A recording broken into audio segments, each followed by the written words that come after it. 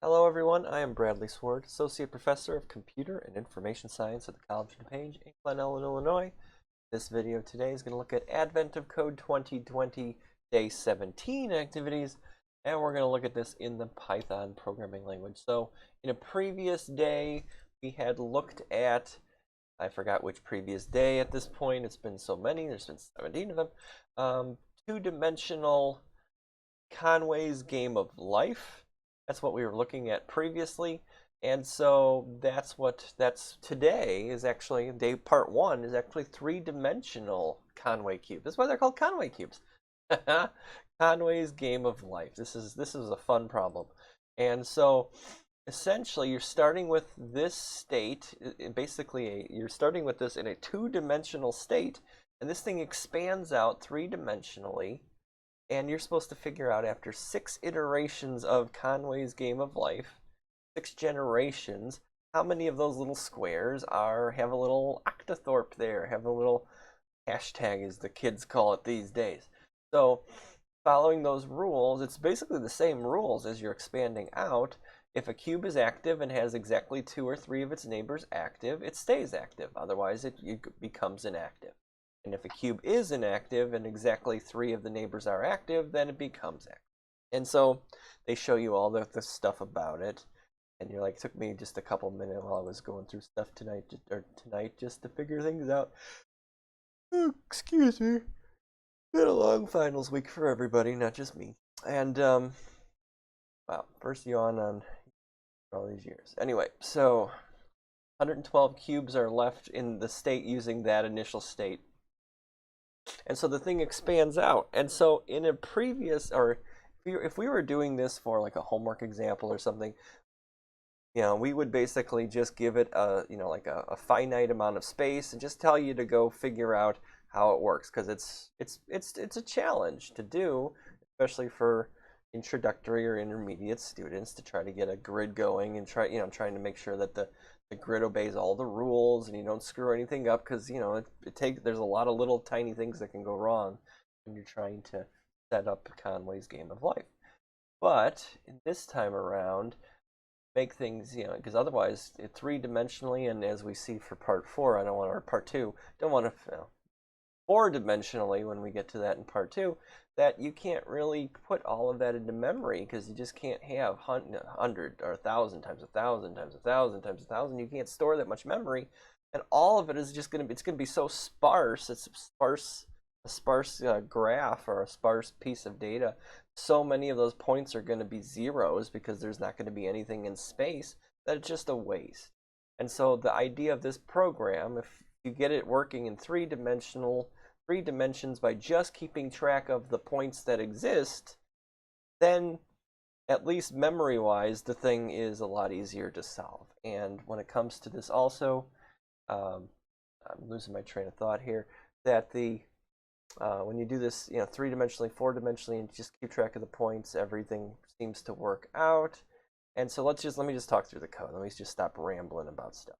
And so first thing was, what we're going to need is, if I give you a point in a grid, do like how many of the points around it, because again in 2 dimensions there'd be 9 or 8 different places to check.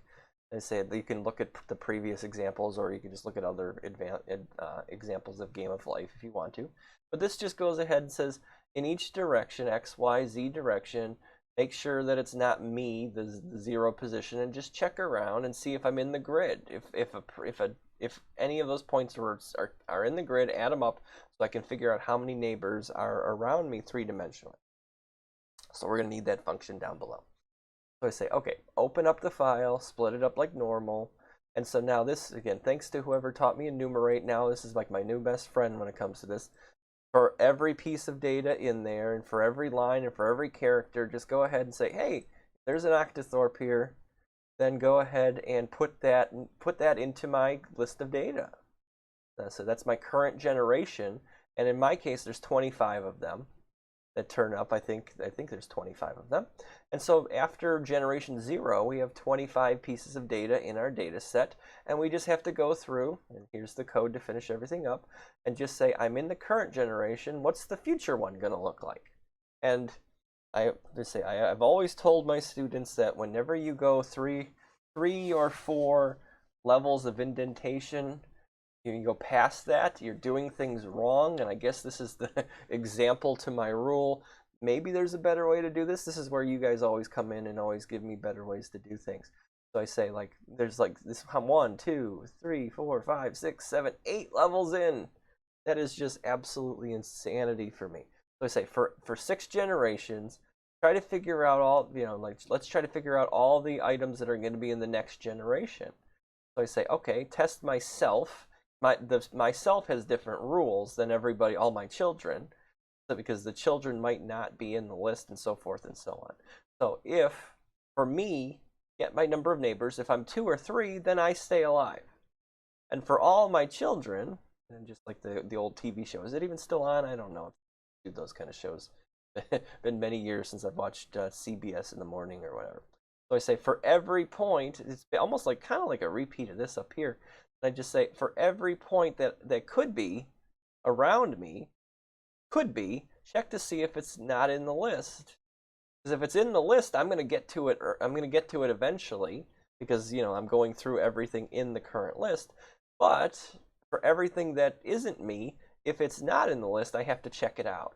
So I have to get the number of neighbors of all the potential points and see if there's 3 neighbors and bring them into existence in the future round. And so there might be overlaps, and that's where I'm pretty sure that there could be. I could fix this up if I had enough time and energy during finals week to care and do that, or I could really reduce the amount of search-ins, because I'm fairly certain that I'm going through and searching maybe the same point 10, 20 times, and I could speed it up if I had a more smart way to do this. But I just go, that's all you're doing. It's just basically just, you're just enumerating out into the 3rd dimension, or you're just pushing out into the 3rd dimension.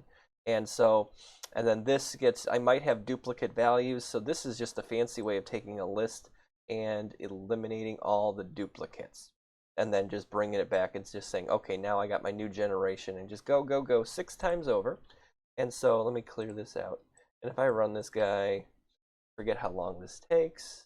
The answer is just, for my case, for part 1 anyway, is 265. So there's my 265 there as I had earlier. Thing expands out. So then nothing fancy about part 2, except for the fact that now we go into the unimaginable 4-dimensional space, and you could go into 5-dimensional and beyond. And let me just, for the sake of this, because let's see how long this takes. It takes about 5 minutes, maybe. I don't remember how long it takes, but you actually get an answer in a quote-unquote reasonable amount of time, as opposed to those other problems in the past where if you just expand out and you don't have a smarter algorithm, it will take your lifetime to solve. It's one of those, I don't know if I'm lucky enough where I did this and I have an algorithm that gets things done in 5 minutes or so, or if there really is a way to have this thing solved in very little amount of time. So again, this is where you guys come in. So anyway, same deal. I just took the code from part 1 and I just expanded out, so there's even more. 1, 2, 3, 4, 5, 6, 7, 8. Oh, 8. I thought there'd be a 9th level. Maybe I changed something up here. 1, 2, 3, 4, 5, 6. Or maybe I miscounted earlier. I'm infallible. I never make any mistakes in my entire life.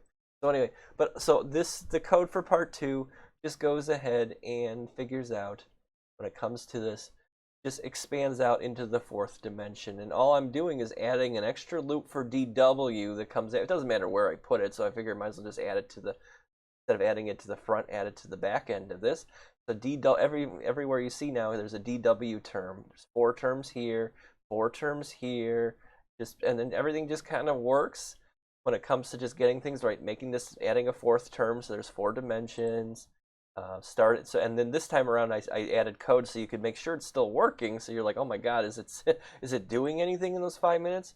Because especially with Thani here, for me, like if I'm doing something and it crashes on me, like it doesn't actually tell me, it just kind of freezes up and I have to reboot Thani.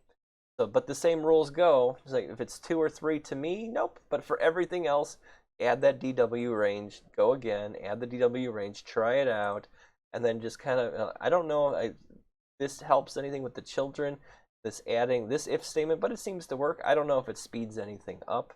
I'm up to generation 4 already. Generation 5 takes forever.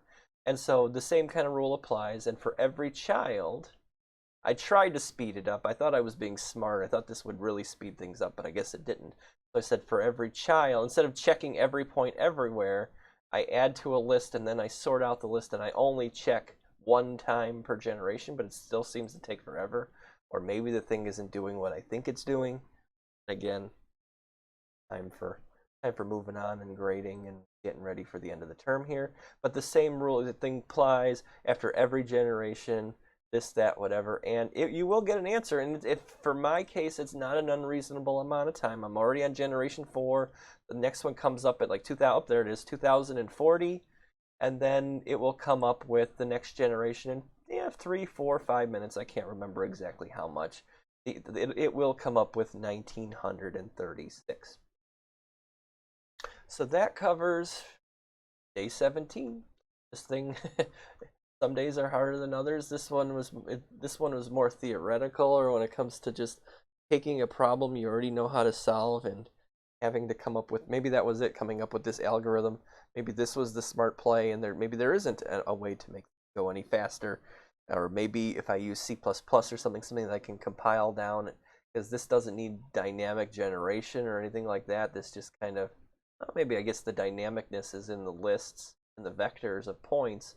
But you get the point, literally here, that maybe the smartness is coming up with this algorithm rather than just trying to expand out into data that you don't already have.